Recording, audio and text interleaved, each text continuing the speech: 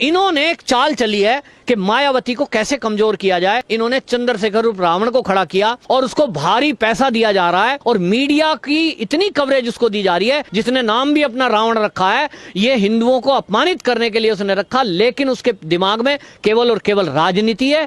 तो वो दलितों का मसीहा बनने की कोशिश करता है, जो कि वो है नहीं। क्योंकि इस देश में जितनी भी घटनाएं होती हैं, आप देखना, नोट कर लो, हिस्ट्री निकाल लो, कि जहां भी दलितों के साथ अत्याचार हुआ है, लड़का हो या लड़की, अगर उसमें अपराधी मुस्लिम है, तब ये चंद्रशेखर उर्फ रावण कहीं नहीं जाएगा, वहां कभी नहीं जाएगा। लेकिन अगर दलितों के साथ अत्याचार हो रहा है और वहां अत्याचार करने वाले, कभी वहां अपराधी जो है वो अगर हिंदू हैं, तो ये वहां जरूर जाएगा और हंगामा करेगा। मैं ऐसे 50 केस आपको बता सकता हूं कि जहां भी दलितों के साथ लड़कियों के साथ बलात्कार हुए और करने वाले बलात्कार मुस्लिम थे, ये वहां नहीं जाएंगे। क्योंकि इनको एक केवल मैसेज देना है, राजनीति तो करनी है, इनको एक मैसेज देना है इस देश के मुसलमानों को कि हम तुम्हारे साथ हैं, तुम कुछ भी गड़बड़ करना, कुछ भी अपराध करना, हम तुम्हारे खिलाफ एक शब्द नहीं बोलेंगे। जब इस देश के मुसलमानों को कांग्रेस ने सड़कों पर उतारा, तो ये चंद्रशेखर उर्फ रावण उनके बीच में खड़ा था और जामा मस्जिद पर जाकर वहां तकरीर कर रहा था, वहां खड़े होकर के फोटो खिंचवा रहा था। नमस्कार, स्वागत है आपका हमारे चैनल पर। जिस तरह से हाथरस में जो हादसा हुआ है और उसकी जांच चल रही है, पुलिस ने जो है वहाँ पे गिरफ्तारी भी कर दी है। कांग्रेस के पूर्व अध्यक्ष राहुल गांधी और प्रियंका गांधी हाथरस जा रहे हैं, तो हाथरस जाते जाते जो है वो पुलिस से धक्का मुक्की हो रही है, कहीं गिर पड़ रहे हैं। तो हमारे साथ राजनीतिक विश्लेषक श्री पवन त्यागी जी मिल रहे हैं। किस तरह से राजनीति हो रही है सर? राहुल गांधी को आज देखा जा रहा था कि वो पुलिस से बीच से छटक करके, पुलिस वाले संभाल रहे हैं, तो वो छटक करके ऐसे नीचे गिर गए अपने आप ही, और वो कह रहे हैं कि धक्का मारा, और पुलिस को भी ब्लेम कर रहे हैं। तो आखिर में क्या है ये? देखिए, विपक्ष का काम है कि वो सवाल उठाए, सरकार से सवाल पूछे। अगर कहीं भी कोई घटना होती है पूरे देश में, तो जहां वो विपक्ष है, उत्तर प्रदेश में किसी भी लड़की के साथ गलत होता है, उसके साथ अभद्रता भी होती है, तो जो मोदी सरकार है वो बेटी बचाओ बेटी पढ़ाओ अभियान चलाए हुए हैं। ऐसे में बेटियों के साथ कुछ भी घटना हो, ये शर्मनाक है और विपक्ष को सवाल पूछने का अधिकार है। लेकिन जो ये कांग्रेस कर रही है, कांग्रेस बहुत ही खतरनाक एक राजनीति कर रही है। और खतरनाक मैंने इसलिए कहा कि ये इस देश के खिलाफ एक षड्यंत्र करने में इस समय कांग्रेस लगी हुई है। और वो षड्यंत्र है कि इस देश को जाति के नाम पर और धर्म के नाम पर बांटना। आपको बता दूं कि ये जो हाथरस की घटना है, ये इकलौती घटना नहीं है। उत्तर प्रदेश में, और उत्तर प्रदेश नहीं, पूरे भारत में ये हमारे कल्चर में एक खराबी आ गई है कि हम लड़कियों को भोग की वस्तु समझने लगे हैं, हवस की चीजें देखने लगे हैं। तो देश में बलात्कार बढ़ रहे हैं, दुनिया में बलात्कार बढ़ रहे हैं। इसके लिए सख्त से सख्त कानून बना भी है। निर्भया कांड के बाद बहुत सख्त कानून बना है। पुलिस की ढीला ढवाली के कारण ये घटनाएं बढ़ती जाती हैं, क्योंकि पुलिस कभी ना कभी तुरंत एक्शन नहीं लेती। लेकिन जो कांग्रेस कर रही है, वो कांग्रेस का काम इस समय इस लड़कियों के मामले को लेकर जिस तरह से इसने किया है, ये पहली बार नहीं है।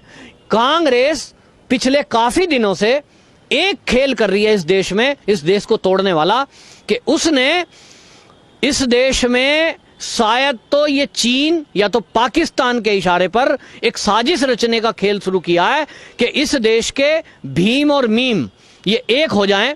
भीम मीम का नारा दिया है और भीम मीम नारे पर काम कर रही है ये। इसी में आईएसआई पीछे से लगी हुई है और ये चाहते हैं कि इस देश में भीम मीम का मतलब ये है कि जय भीम का नारा लगाने वाले दलित वर्ग और मीम माने इस देश के मुस्लिम वर्ग, इन दोनों को कांग्रेस ने ये समझा है कि इस देश में सत्ता में आने के लिए ये दोनों वर्ग अगर एक हो जाएं, इन दोनों की मिलकर के वोट मिल जाए, तो तुम सत्ता प्राप्त कर सकते हो। लेकिन आप गठजोड़ करिए किसी भी तरह, लेकिन आप यदि इस भीम मीम की राजनीति के कारण देश में सांप्रदायिक सौहार्द बिगाड़ने की काम करोगे, देश में जाति के आधार पर लोगों को लड़ाने का काम करोगे, तो ये देशद्रोह है। और ये जो कांग्रेस है, मैं सरकार से मांग करता हूं आपके चैनल के माध्यम से कि कांग्रेस की गतिविधियों की जांच होनी चाहिए। जो मीडिया इसमें मिला हुआ है, जो भी मीडिया इस तरह की, चाहे वो सोशल मीडिया प्लेटफॉर्म हो, चाहे वो मेन स्ट्रीम मीडिया हो, जो भी इस तरह की एक्टिविटी में शामिल हैं उनके खिलाफ भी देशद्रोह की धाराओं में ये केस दर्ज होना चाहिए और इनकी जांच होनी चाहिए कि आखिर इस देश में वो कर क्यों रहे हैं।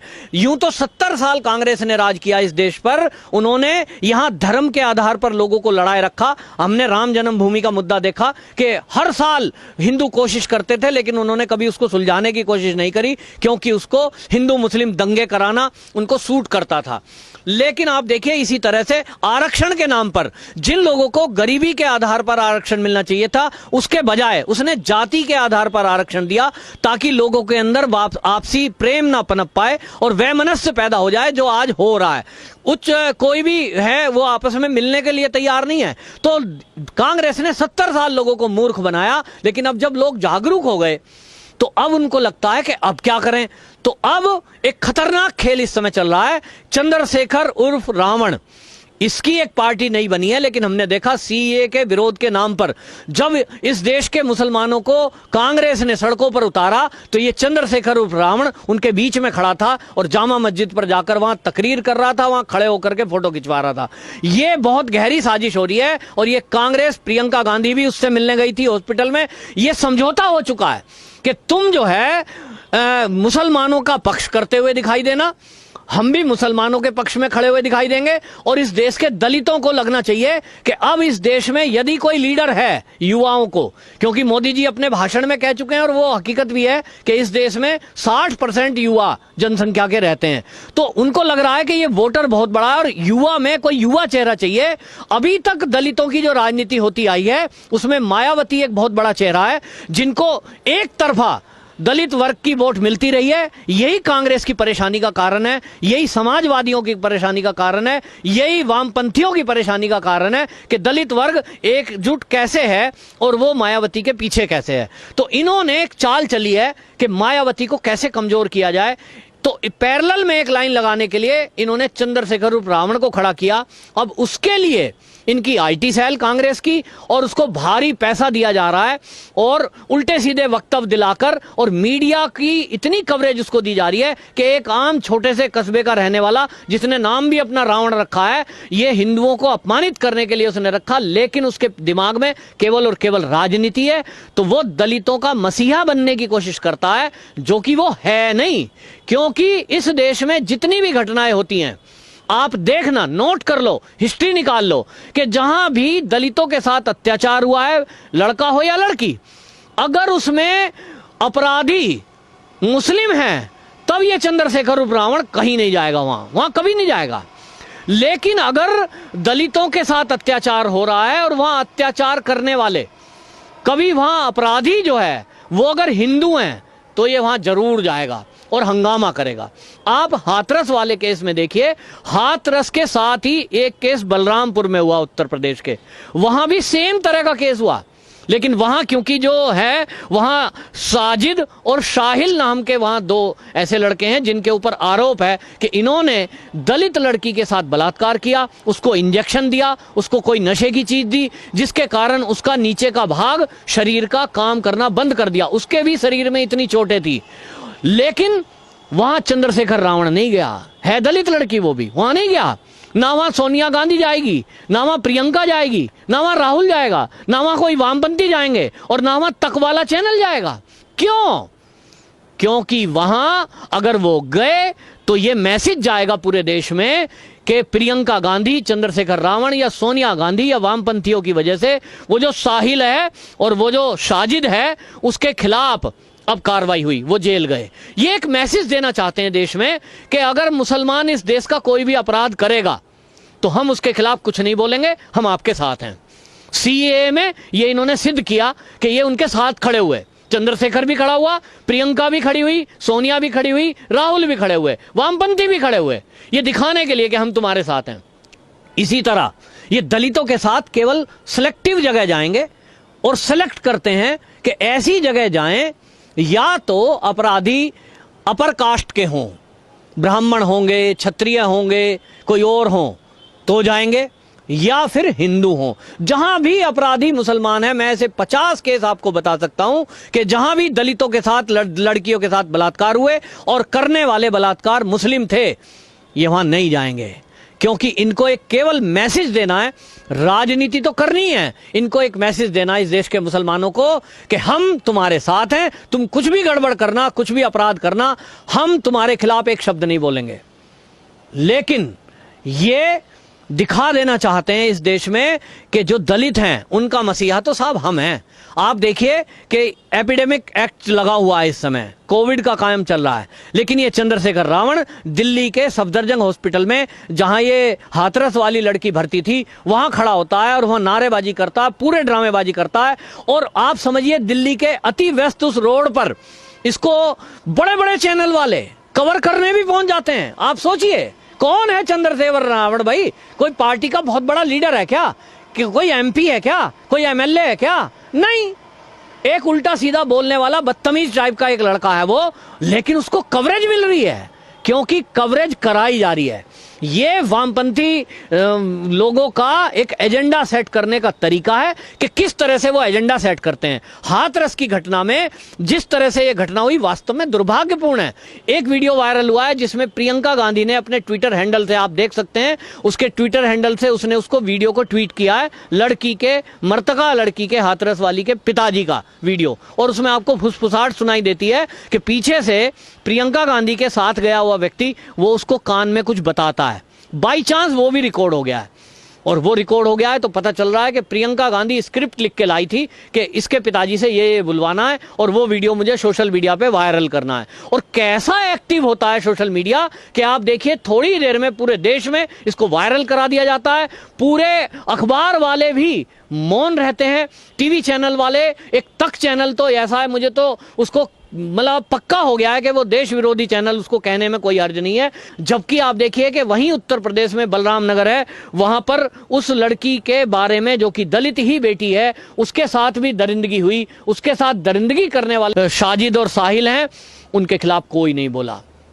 ये बहुत खतरनाक खेल चल रहा है इस देश में और ये कांग्रेस कर रही है, ये देश विरोधी गतिविधि कर रही है, क्योंकि ये इस देश में ये कहीं ना कहीं कांग्रेस ये सेट कर रही है कि अगर इस देश में कोई मुस्लिम लड़के हैं वो कुछ भी रेप करेंगे, बदतमीजी करेंगे किसी लड़की के साथ, चाहे वो दलित ही क्यों ना हो, तो ये कुछ नहीं बोलेंगे।